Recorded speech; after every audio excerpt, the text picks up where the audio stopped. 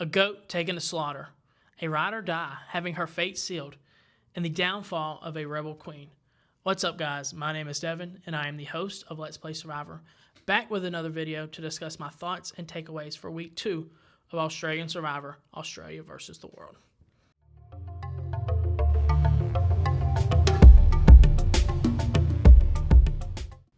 The first person I want to talk about in today's video is Tony Vlachos. He ended up being the fourth person voted out of Australian Survivor, Australia versus the World.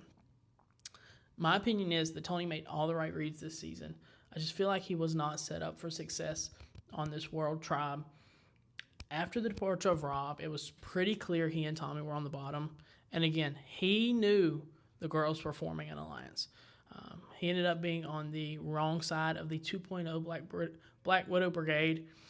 It was either him or Tommy, and Tony went out in absolute Tony fashion. His back was against the wall, and he didn't go out quietly.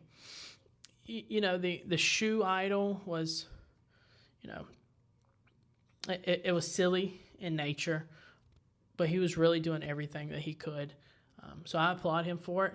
He gave us everything that he could, but again, like I said, he didn't have much of a chance, and it's unfortunate. It is very unfortunate to see Tony go out in this way. His fate was determined by Cirie not being able to make fire. I have a feeling that put Tony in fire versus Sarah, he makes it to the merge, and who knows what happens at that point. He really needed to make it to the merge to have any hope in his game. There was no chance once Cirie lost in fire. I feel like his fate was sealed, and he knew his fate was sealed, hence all the theatrics at Tribal Council. Regardless, so glad we got to see Tony. He actually did better than I thought. The fact that there was even an idea of a possible trio with the World Alliance is contrary to what I thought was going to happen on this tribe. I predicted Tony to be the first person from this tribe to go home. In a 6-1 vote, he ended up actually being much more well integrated with the World, ladies, Cirie, and Parvati. And then even his relationship with Tommy was much better than what I had predicted. So, very unfortunate. I wish we could have seen him at the merge because he is that kind of player. He will throw shit at the wall, and whatever sticks, he will take it and run with it. So, very unfortunate. But Tony is our fourth person voted out. The next player I want to touch on is Sarah. Sarah started episode 4 very, very messy. Last week we saw the early inclinations of her alliance with Kirby. I felt like something strong was coming from that. I really felt like this was going to be a dynamic duo. However, quickly Sarah started to have second thoughts. Going into episode 4, she started to plant the seeds of distrust with Kirby. And Janine did what the godmother does. She took those seeds and she poured a little water on it. She let the sun shine on it. And those seeds of distrust started to grow. And then quickly, the ride or die alliance of Kirby and Sarah diminished. We did see Sarah dominate episode 4. So although I think she was being very messy strategically and socially, her performance in the challenge, she dominated. There was absolutely no question who was going to win on the Australian tribe. It was really a no contest. And then she swept the floor with Cirie in the fire-making challenge. So I theorize that if Sarah did not win that immunity challenge, if she did not win that fire-making contest, she possibly could have been where Tony was as our fourth player voted out. However, she does make it to the merge. I feel like the story of Kirby is really what dominated this week, and Sarah was a main character in that story. Unfortunately, her wishy-washy behavior is what ultimately led to her being voted out, which is very interesting because Sarah came into the season very adamant that she wasn't going to be wishy-washy. She was going to find her alliance, and she was going to ride with them to the end. However, she was wishy-washy, but she did not act on her wishy-washy, which I think is the duality of her original game versus her game on Australian Survivor AU versus the World. She did not strike Kirby when she probably should have. She did not make the moves that she felt in her gut that she should have. Kirby took advantage of the weakness in Sarah, flipped to the World side with Shawnee, and ultimately blindsided her ride or die. This is pivotal moving forward in the game. This gave the World Tribe the 5-4 advantage. And there's no reason the World Tribe should look back and have second thoughts about making this more complex than it needs to be. The next player I'm going to discuss is Kirby, the Black Mamba, the princess, the rebel queen. Kirby so far, aside from Parvati, I think she was the main character, if not of the season for the Australian tribe. She definitely, this week, week 2, was the story of Kirby's downfall. She was built up in the first week. She took out David. She took out George. She had tight bonds with Sarah. And then we quickly, week 2, we started to see the cracks. They were able to avoid Tribal Council the first episode. The second episode, she comes in and she makes her move. She attaches onto Parvati. She gets with Cirie, pulls Shani in, and she has found her alliance that she wants to ride with till the end of the game. Kirby does not play when it comes to these people. She is a very dominant player. Not just a dominant player, but a very dominant personality in general. So her and Parvati aligning, it was almost a match made in heaven. They are two people who, Parvati even mentioned it in the episode, she had no fear of Parvati, which made Parvati all the more interested in working with her. Unfortunately, the last episode of week 2, Kirby was absolutely blindsided. Kirby was the biggest threat in the game. You can tell me about Parvati all day long. In my opinion, at that point, Final 9, Kirby was the biggest target in the game. Something that I did not see happen coming into the season. Her blind loyalty and her absolute infatuation with Parvati is what burned her game.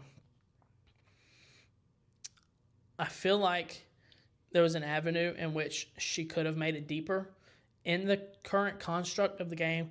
However, she genuinely was just too starstruck and too infatuated with Parvati that there was no chance. There was absolutely no chance that she was going to waver, and it ended up burning her game. All right, so that goes for the 3 players who were voted out in week 2. Moving forward, I will touch on each of the remaining players one by one. Let's start with Tommy. I don't have a lot of notes on Tommy.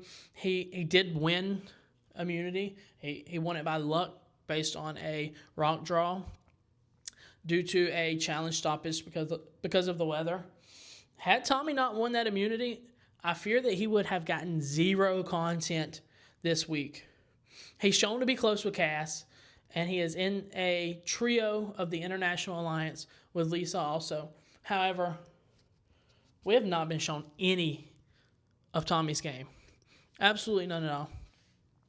I feel like he is the player between he and Cass that is struggling the most with the language barrier. Not that he can't speak English well, but they even touched on it this week of not just playing the game in English, but it being their second language. It takes them longer to process.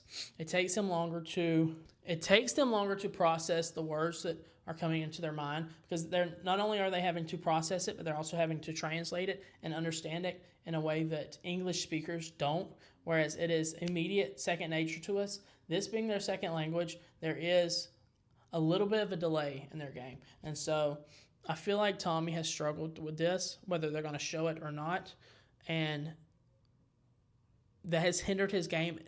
In a sense, the boys really don't have a shot, and they haven't from the beginning, but that coupled with the language barrier, I feel like is what has held Tommy back as far as what we're seeing from him content-wise. The next player I want to touch on is a very intriguing player, in my opinion, this season. Luke feels very substantial on screen. I feel like he's getting a decent amount of content. We're always checking in on what he thinks and what he's feeling.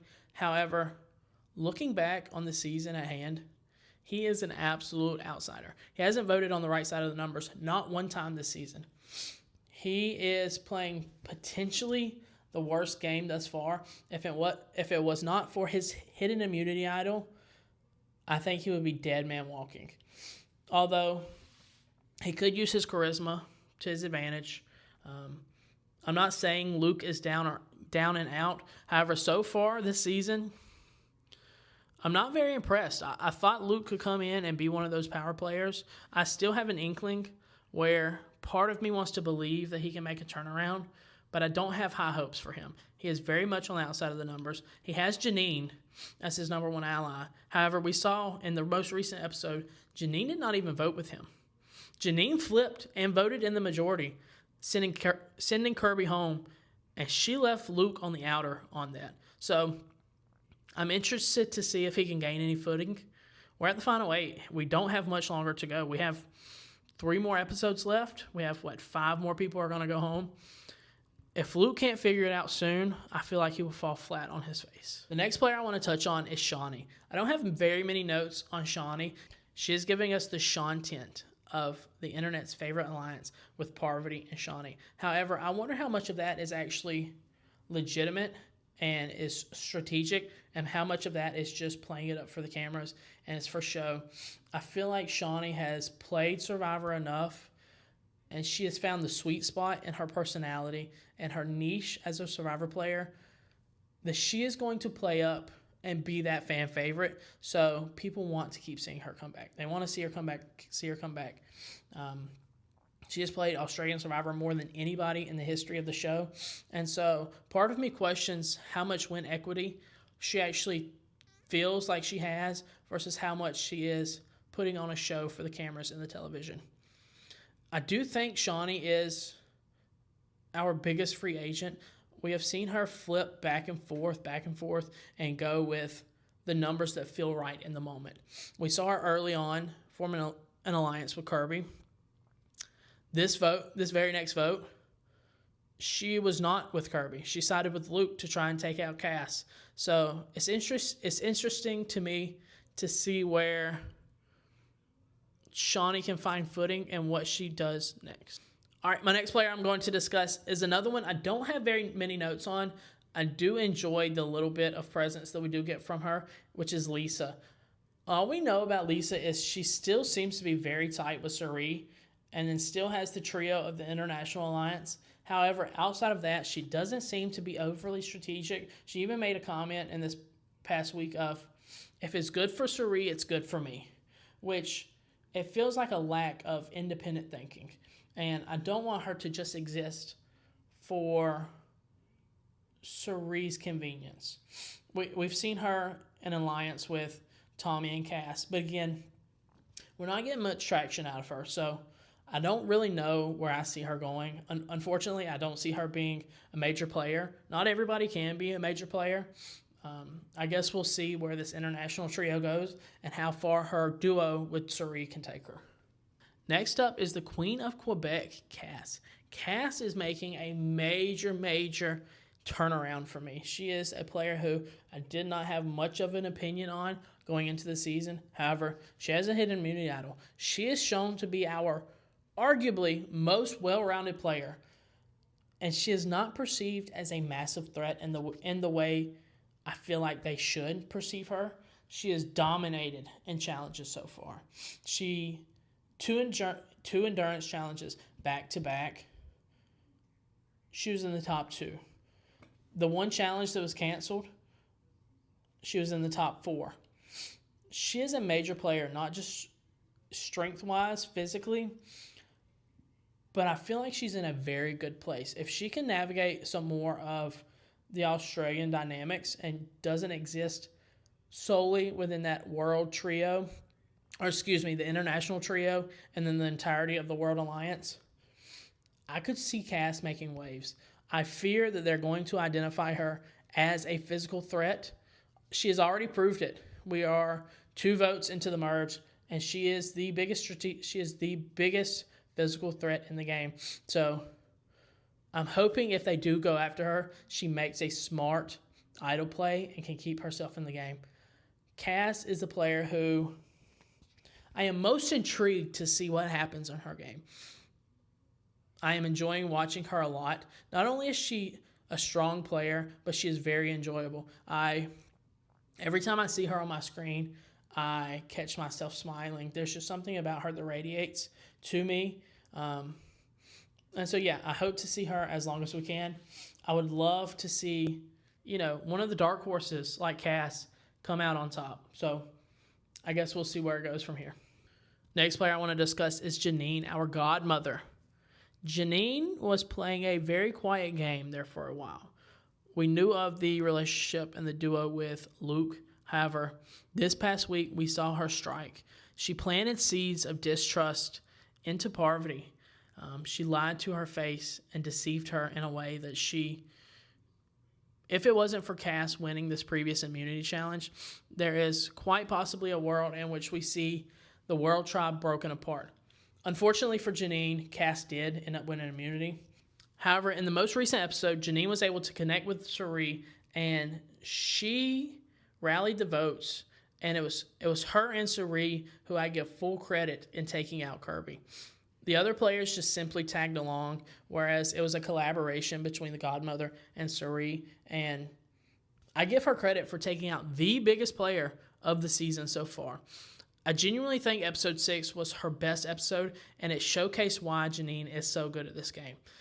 She's not somebody that's going to be outright in your face, kind of like a Kirby or a Dave or a Tony Vlachos. However, she is very cerebral, and she can play you like a puppet if you're not careful. And I feel like we saw a little bit of that in episode 6, tagging up with Cirie and taking out Kirby. All right, so let's talk about Cirie. Cirie is someone who I feel like is the glue that is holding together the World Alliance. If it wasn't for Cirie, I feel like Parvati would be running amok, doing Lord knows what. Not to say Parvati is a chaotically bad player, but I feel like Cirie has been able to reel her in a sense, especially since Parvati has been targeted so much, so outlandishly, had her name on the chopping block. I feel like Cirie is the one that is holding everybody intact on that World Alliance and is the glue that is pushing them and that will potentially push them to the end game. Like I mentioned with Janine, I give her full credit, her and Janine full credit for taking out Kirby. But for Cirie, she was able to convince Parvati to take out a person who was genuinely going to die on the sword for her. Kirby was going to ride until the end for Parvati. It is crucial for Cirie's game to be Parvati's number one. And the fact that she was able to identify that Kirby might be taking her spot and she was able to strike so fast, I give her major props. And I'm very interested to see how this World Alliance can navigate moving forward. All right, and the last player that I want to discuss in this video she is the main character. Do not get it twisted.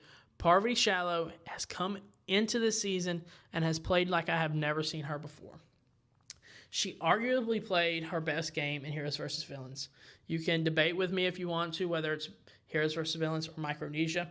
However, Australia vs. the World, she is showcasing something that we have never seen from her. She is absolutely dominating in every aspect of this game. I feel like every single person on the beach wants to work with her. She continuously has her name thrown out, and when you mention her name, you go home. Let's be very clear. Everybody who has mentioned her name as a possible target was later sent home that night. And so couple that, her strategic and her social capabilities with, she is dominating these challenges. Between her and Cass, they are steamrolling the rest of the competition. Not only that, she has a hidden immunity idol in her pocket that she snatched in front of JLP at the end of the tribal council where Tony went home. And she found a little note in a cookie jar, which essentially is knowledge's power. If you know somebody has an idol, you ask them for it, and they are required to hand it over. So we live in a world where Parvati could, going into the final 8, have 2 hidden immunity idols, which sets up her end game very, very well. If she can continue to win challenges, if she can make the right reads strategically and use those idols when she needs to, she very much could end up being the most dominant player in Survivor history. I know it's crazy to think about, but with her back against the wall, and as much as we are seeing her, I have very high hopes. I am very nervous she might be our fallen angel, which would break my heart. I saw something on Reddit earlier. She has, I think, 25 more confessionals, more than second place. And so They are painting a picture that this is Parvati's season, and not only is it hers to win, but I feel like it is hers to lose. All right, guys, that is all I have for week 2 of Australian Survivor, Australia versus the World. If you haven't already, like the video, subscribe. I will be posting weekly Survivor content. Season 49 is coming up. You don't want to miss what I have to say. So until next time, the tribe has spoken.